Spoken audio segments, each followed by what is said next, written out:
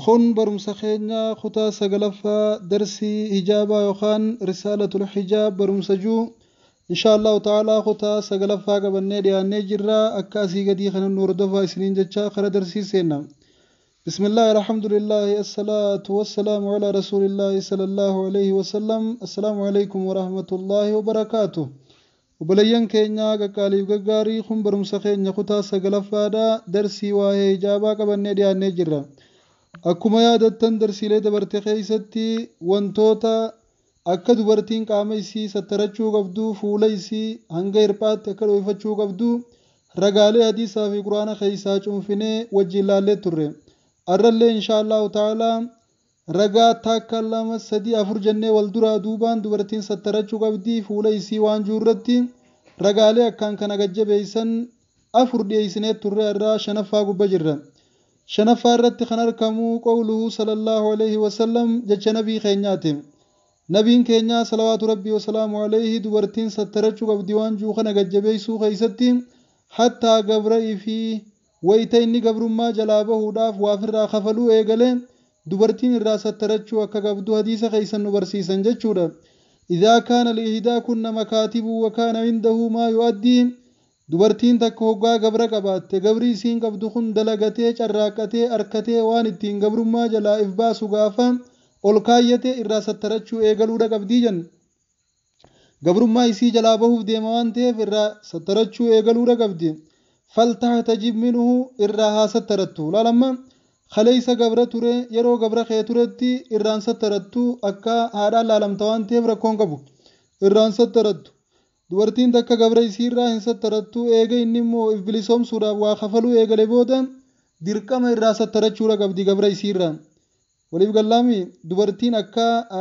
dhiiraatii miti fakkeenyaaf namni dhiiraa gabra dubartii takka yoo bitate akka haadha manaatti wajjin jiraachuu danda'a dubartiin ammoo gabra mana isii keessa jiru abbaan mana isiidhaa bitee manaa qabu akka abbaa mana isiitti wajjin fayyadamuu hin dandeessu waan ta'eef akka haadha isaa akkasin laalamti gaafana irraa sattarachuuf hedduu hin dirqamtu yoo ammoo gabri san gabrummaa jalaaf baasuuf maallaqa kafaluu eegale dirqama irraa sattarachuu qabdi jechuudha. Amma dubartoota keenya tokko tokko yeroo mana arabaa keessa hojjetan ilmaan kiyya obboleeyyan keeti akkasumatti abbaan mana kiyya abbaa keeti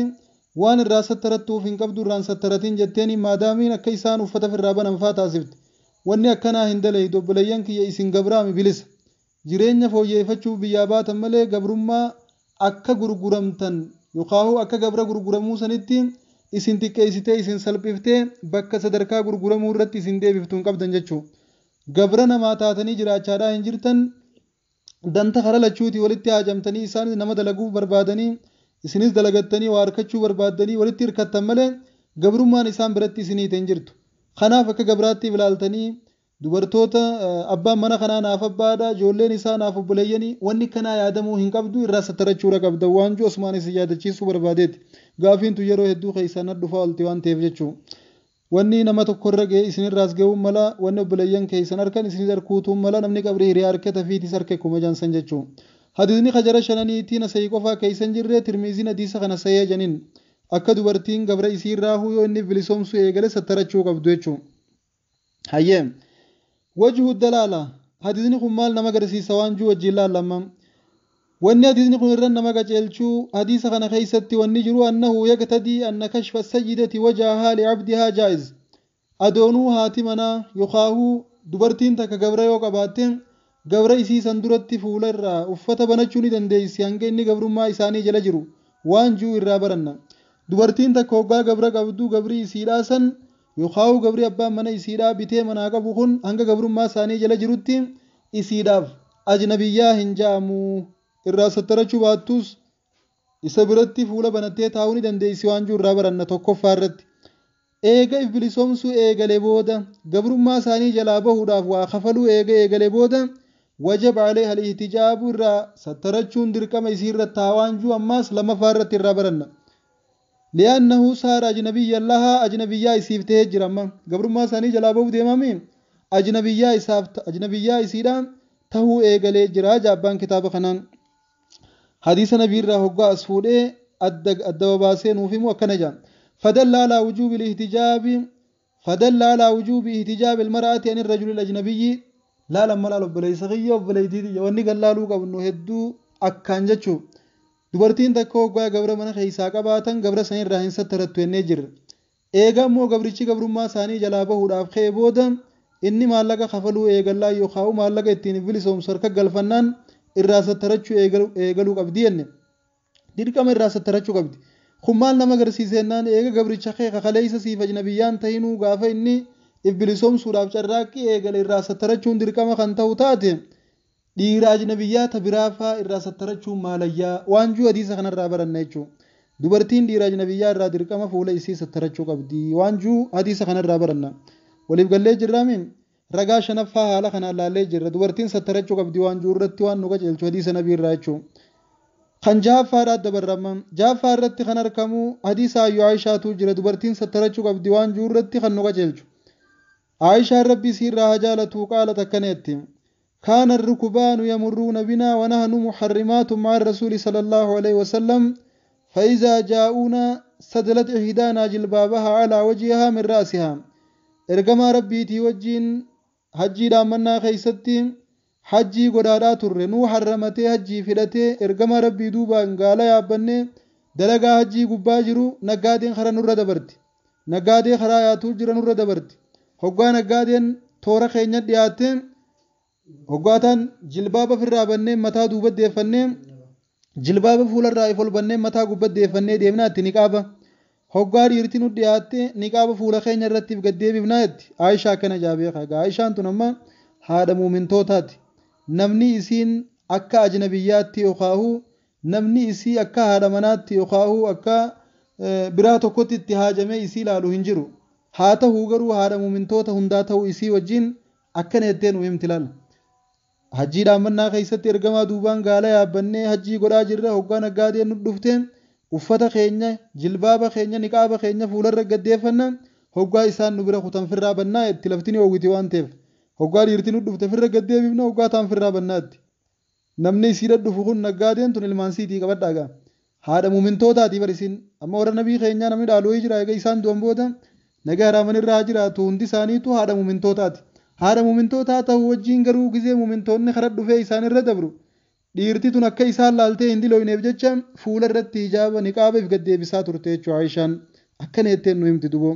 Hadiisni kun kaa Ahmadii Kaabii Daawudii akkasumatti hadiisni Ibnu Maajaati. Jecha isii kanarraa waatu fuudhatama jecha isii kanarraa wayii baranna fa'iizaa haazuunaa ta'anii rukbaan hoggaa naggaadee nu dhufteetti Aayishaan. سدلت إحدانا جلبابها تكان تينيا نقاب إسي هجاب إسي في الرقد ديبت فولا إسي رد دليل على وجوب ستر الوجه على وجوب ستر الوجه فولا سترچون فولا دويفتشون فولا غوغچون نقاب وفتشون دركا موان جوتو حديث خنا الرافل أتما جابان كتاب خنا وليب قلامي فولا وفتشون دركا موان جوتو حديث عائشة خنا الرابرما لأن المشروع في الإحرام كشفه yeroo hajjiidhaaf harramatanii hajjii godhu jiran dirqamni akka jirutti silaa fuularraa eebbananii hajjii godhuudha. Dubartiin takka dalagaa hajjii seentee eegaa harramatte booda fuularraa eebbanuudha qabdi jilbaaba yookaan niqaaba kennuun kana. Haa ta'uu malee dhiira fitnaa naquu diddaadhaaf jecha Ayyuu Aayishaan hoggaa dhiirti isaanirra dabartu kan harramattee dalagaa hajjii gubbaa jirtu niqaaba isii fuularra gaddeeffachaadhaa turan isii fi saahiboonni isiidha. Kun maal nama agarsiisa falawlaa wujuudu maaniin qawiyyin من كشفه حينئذ لوجب بقاؤه مكشوفا حتى الركبان أكنجا osoo fuula wanni gartee fuula sattarachuu nama ajajju osoo jiraachuu baatte yookaan fuularraa banachuu wanti nama dhorkitu osoo jiraachuu baatte fuularraa banatanii deemuun dhorkaa ta'uu osoo baatte Aayishaan dalagaa hajjii keessa jirti dalagaa hajjiitti osoo jirtu silaa fuularratti uffata hin uffatu turte isii fi waayillan siitis niqaaba fuulatti hin uffatan turan silaa maaliif jennaan hajjii keessatti firraa banuutu jira malee uffachuun hin jirtu isaan ammoo dhiira hoggaa harkan uffachuu turan osoo wanti uffata keessan dhiira bira firraa hin banina jechuun tun osoo dirqama ta'uu baatte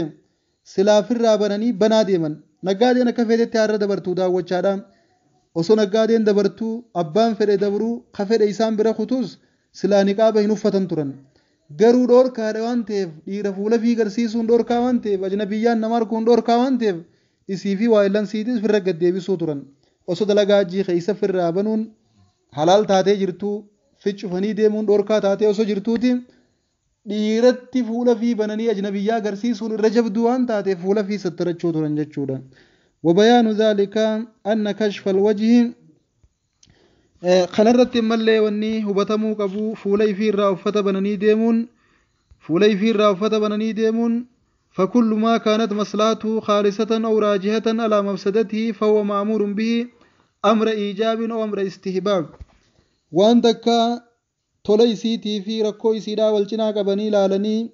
غافر ركون سي توليسي رجالته دركما خروان الرلافتوتي مكان أما دلقا جي خيستي فولتي وفتني ديمون دوركاد فول الرابنتني ديموتو خراغ ودميجر akkasumatti dhiira ajnabiyyaa fuula ifii garsiisuun dhorkaan fuulatti uffachuutu ajajamee jira. Dalagaa hajjii keessa fuula uffachuu fi dhiirti ajnabiyyaa nama harkuu hamtura laafa waan jiru wal cinaa qabanii gizee laalan. Dhiirti ajnabiyyaa nama harkuun irra jabduu tahuu gaafa harkan Aayishaan faan firra gaddeebisuu turan kanaatu irraas jaalatama kanaatu irraas dirqama waan ta'eef jechuudha. وكل ما كانت مفسدته خالصة أو راجحة على مصلحة فهو نهي تحريم أو نهي تنزيه أكن وإذا تأملنا السفور وكشف المرأة عن وجهها دورتوتا خينيا خارف ولر ساقتني أكسمف إجابة في نقابة في الرادر بني دي من غافلالو للرجال الأجانب ديرالغاتي وجدناه يشتمل على مفاسد كثيرة بديه الدورة هنداوني أكل رفتنا نقاجرا أكل رفتنا جرا دورتوتا خينيا راهبنا وإن قدر فيه مصلحة فهي يسيرة منغمرة في جانب المفاسد فمن مفاسده إن شاء الله تعالى ركون دبرتين إجابة يخاهو نقابة إيرا لقا برفر بنوران فداجرت يخاهو أماجرت كامنتي إسلامات مالي وانجو إن شاء الله تعالى تكا نسيقدي وجه لكوينا دبرتين إيرا لقا يخان أجنبيات درتي نقابة يسيف الرابنون أفت يسيف الراساقون ركو قرقودو قبدي إجا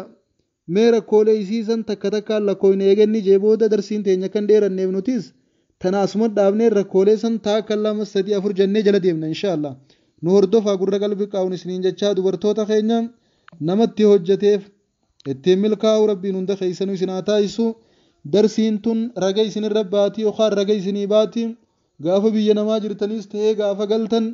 gaafa gammachuu jirtaniis ta'ee gaafa gadditan gaafa namaa wajjin jirtaniis ta'ee gaafa kophaa jirtan gaafa abbaa manaa harkattaniis ta'ee gaafa dhabdaniis yeroo hunda keessattuu shari'aa rabbiitiin ooltanii buluun ittiin bobbaatanii galuun dirqama keessanii dhageessanii ittiin hojjettan taanaan raga isinii baatii guyyaa rabbiin subhaanahu wa ta'aalaa calisiin godhee gurra keessan harka keessan qaama keessan miila keessan harka keessan isinirra ragaa baay'isuutu dhufuudhaaf ta'a hin baranneettanii guyyas haatuu hin dandeessan rabbiin ragaadha malaayikaan ragaadha akkasumatti qaamni keessan ragaadha jechuudha kanaaf itti hojjettanii akka rabbi gaafii isaa jalaa najaa baatan abdiin qabaa rabbi itti sinaa hojjechiisu jechaa wabillahi tawfiiq